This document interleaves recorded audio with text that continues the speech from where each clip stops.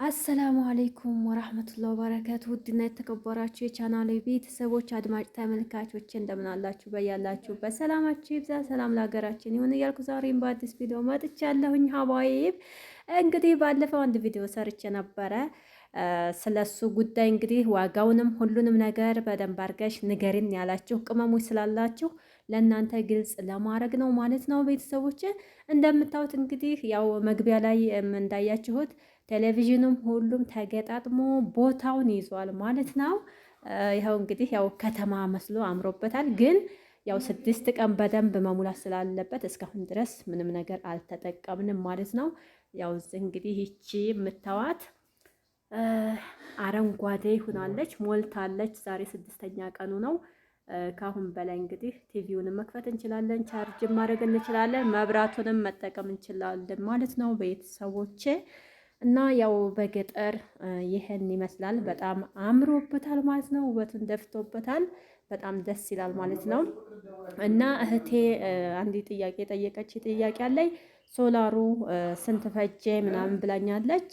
ቴሌቪዥኑ በአጠቃላይ እስከዚህ እስከ መሬቱ ምንጣፍ ጠይቃኛለች። እና ይሄ የመሬቱ ምንጣፍ 7x4 የሚባል ነው። ቁመቱ 7 ሜትር ደግሞ ጎኑ 4 ሜትር ነው። ይሄ የፈጀው ወደ 4000 ብር ነው ማለት ነው ምንጣፉ ብቻ። ሶላሩ ደግሞ የፈጀው አንደኛው የመጀመሪያው ትልቁ የሚባለው ስለሆነ 80 ሺህ ብር ነው። እስከ በአጠቃላይ ያኔ የራሱ ሁሉ ነገሮች ጋር ማለት ነው። ቴሌቪዥኑ ደግሞ ወደ 50 ሺህ ብር ነው። በአጠቃላይ ሁሉም እንግዲህ ሶላሩም ቴሌቪዥኑም ብሎ 130 ሺህ ብር ፈጅቷል ማለት ነው። ከዛ ውጭ ማሽኑን ደግሞ የገጠመው ባለሙያው ቲክቶከሩ አሚር ነው። ለሱ የእጁ እንግዲህ 5000 ብር ፈጅቷል ማለት ነው። ያው ሶላሩም ትልቅ ስለሆነ እስከ ቴሌቪዥን ዲሹ በአጠቃላይ ያንን ስለሆነ የሰራው 5000 ብር ፈጅቷል።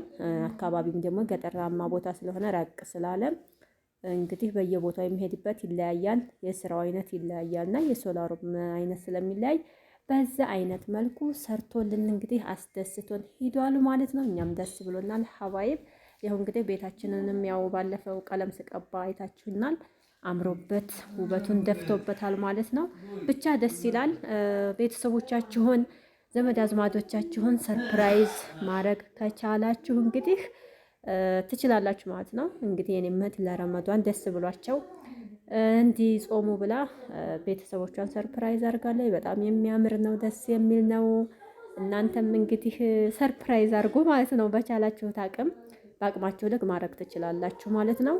እና ያው ሶላሩ ትልቁ አንደኛው የሚባለው ነው የኛ ማለት ነው። ውድ ቤተሰቦቼ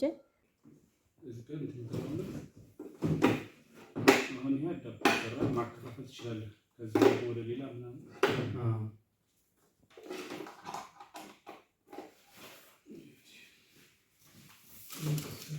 የቲቪው ስልክ እንደ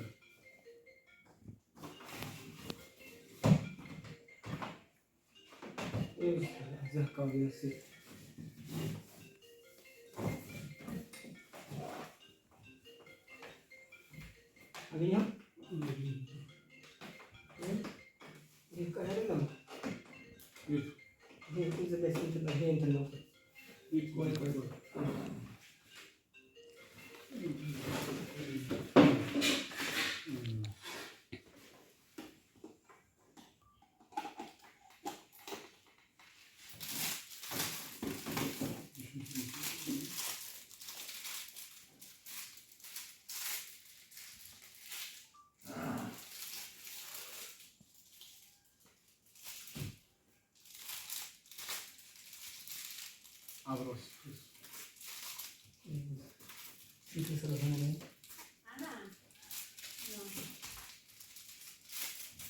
ላይት አለው።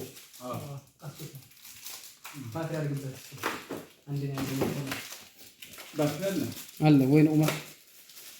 ባስ ቆለው የሱ ነበር አንተ ላይ ነው ሪሲቨሩ ላይ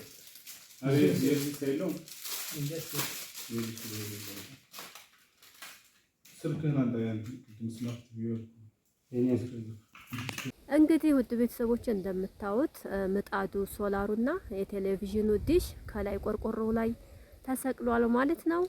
ያው ግዴታ 6 ቀን በደንብ ፀሐይ መጥቶት ጋኑ መሙላት አለበት ማለት ነው። እንግዲህ 6 ቀን እየሆነው ነው። ካሁን በላይ ቲቪ ቢከፈትበት ቻርጅ ቢደረግበትም ችግር የለውም ማለት ነው።